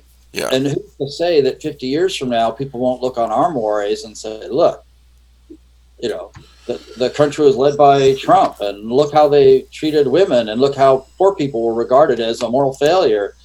I don't know. There's a thing in NPR where they said they were talking about the songs kids sing at camp. And, I don't know if going to camp is still a thing, but, my kids are in the Boy Scouts. And this well-meaning group put out like a booklet of songs that were okay to sing, that were all about coming together and happiness and, puppies and rainbows and togetherness. And some other people went back afterwards and found that the kids still wanted to sing great big gobs of greasy, grimy gopher guts. It's like That's just awful. Well-meaning people who are going to be the arbiters of what is okay to read based on some standard, they're not going to. This is not going to stick. Plus, they get this comments by guys like these. They get this little, oh, look how righteous I am. See me, you know, validate me for being such a wonderful guy. I won't read Charlie and the Chocolate Factory because Dahl was a horrible person. I tell you, my personal rule is, um, he's dead, Lovecraft's dead, Shakespeare's dead, Dickens is dead, and they wrote some good stuff that I enjoy reading and have enjoyed reading in the past. My personal rule, and this is not saying everybody needs to do this. This is exactly what I mean is that it's my personal rule is that if an author's alive and they're a terrible person, I tend not to read their stuff. Uh, but if they're dead, I mean they can't change. It's over with and done. I just figure there's an awful lot of other books I could be reading um, besides those. So We're in Kelly's a looking at me like you're an idiot. no, not at all. I love you, and I do think you're an idiot, but not for this. Um, we live in a So society, many other things, but not for this. right? We live in a society where everyone is trying to outwoke the next person, and Yeah, that itself gets a little tiring and exhausting. My feeling when anybody says anything about how can you possibly read this author, I say, you know what? You're going to have to figure out for yourself how you can deal with this. right. And if for you you can't you can't read the art and appreciate that for that, if the artist is too tied to that, I completely respect that about you. hmm But that's something you have to figure out for yourself. Please do not impose that on every person. Yes, Also, and we're not going to, by the same token, impose it on you. Like I said, that's my personal rule. Rick, Yeah, sorry. I would say also social standards change. For example, a lot of early works, a lot of literary classics which are homophobic. Maltese Falcon by Dashiell Hammett's an excellent example. And now we view gay people differently than we did back then. So we're going to throw out the Maltese Falcon, but just recognize it reflected a unenlightened view of same-sex relationships. Right. It's Um, not ever woke enough. You know, I don't know. well, and now I'm seeing people who are upset because a character might be racist in a story, and you're that means kidding me. that the writer is somehow racist. And I'm like, Oh okay, we my can have a gosh. bad guy in a film, but if he's racist, now we have to examine the entire works. And I'm just like, well, racist is a pretty bad thing. That seems in character with everything he's doing here. But somehow that is reflecting on the writer now, and it's just because we are so sensitive right now. But I also understand that for things to change, sometimes the pendulum has to swing very wildly one other way so that it can finally end up somewhere in the middle. I don't know that I necessarily agree with your last statement. I do agree with everything else. Because the problem with swinging the pendulum so far is that people get sick of it. When everything is important, when everything is racist, when everything is bad, then nothing is bad. Then the, I the agree. real important things get ignored. They don't get the attention that they should, you know? I know we've had this discussion through text a million times where Yeah, I will hear something and I will say, clearly we have this country has no real problems left if this is what right, people are focusing on, right. right? Yeah, And that's what happens is we've made a gigantic deal out of something that is not that big when there are things that if they had put this kind of effort towards fixing some of the real problems and the racism that is in this country, we'd be, so much better off. But instead, we're dealing with somebody who decided that saying something on a news report that they didn't even mean, in the spur of the moment, that's the deal we're going to focus on now. And it's yeah. just like, oh, please. So really, I've missed this. I mean, I'm not on social media a lot, but um, people are upset at a writer or writers that have a racist character in their stories. Look, I probably, before I said that, I should have remembered that I've been drinking a lot, so I cannot pull up where I remember reading this, but I do remember reading an article about this, and the antagonist in this story, besides being a generally bad person overall, was also racist, and that was the problem in this article. Was like this character Jesus. portrays some kind of viewpoint from the author, when I don't think that was the problem at all. It was just that he happened to be racist, and that's something that we are very, very sensitive about right now. Did he kill people or do other Oh, terrible things? probably stuff like that too, but also a racist. But we don't think the author's a murderer, for example. Oh no. Well, Yeah, who knows? Who knows? Now that he's written this character, he could be the worst person on the planet. that's true. That's true. Um, yeah, I like your phrase. Did you come up with it? Outwoke. You said that to me the other day too. I don't know if I came out with it or not. I don't know.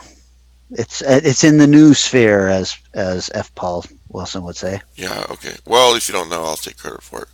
Um, Shit. damn it.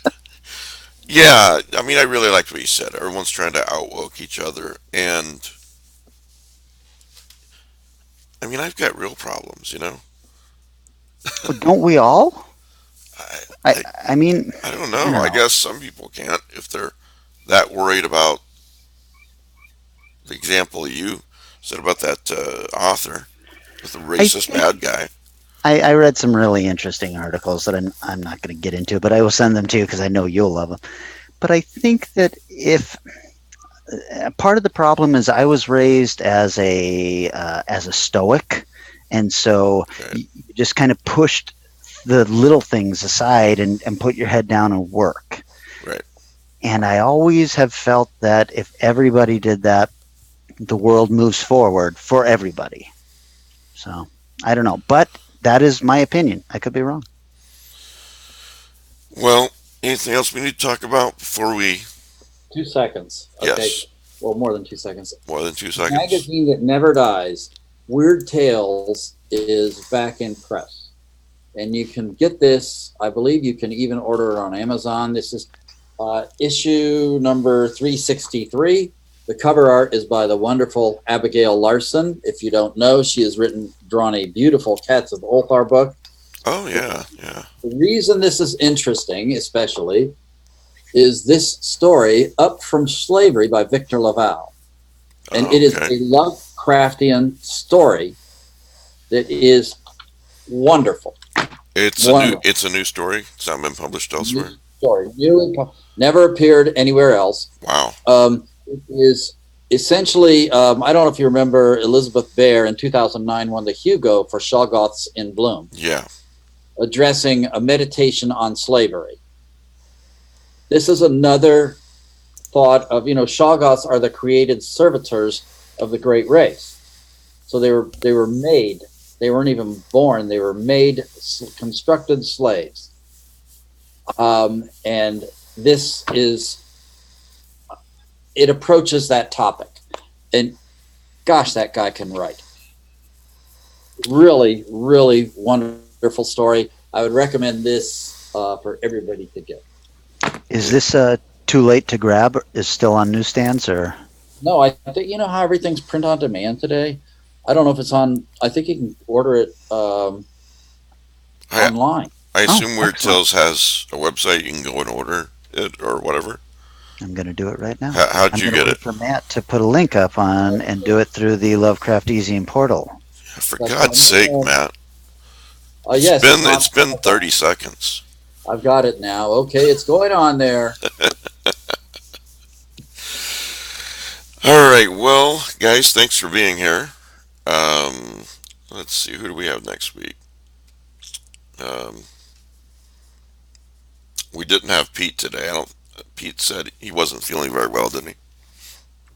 Yeah, and he would have had a lot to say about the Stephen King multiverse too. So I'm sorry he missed this. Yeah, and he'd have a lot to say about my comments about having paid for Doctor Who episodes, and they're not available either. So, Also, remember, if you want the book, the Cody Goodfellow book, send an email to easyingprizes@gmail.com. Put Cody in the subject heading. You will be entered in the drawing. real quick, next week we won't have a show. That's the 22nd, and the 21st is Danielle and I's wedding anniversary. So On the solstice? take that weekend off. First day of fall, yeah. Yeah. Um, yeah. So 2 weeks from now, we will resume on the 29th of September. So, all right, guys. Anything else before we go? Nope. Remember, Lovecraft Easing has a Patreon, and I really count on it. So I appreciate those of you who are members. Just Google Lovecraft Easing Patreon. All right. Well, thanks for watching, everybody. Thanks for listening, and we will see you next week. If I can figure out how to close it here. Too many new things to learn. All right. Thanks, guys. Peace All right. out. I gotta run. See ya.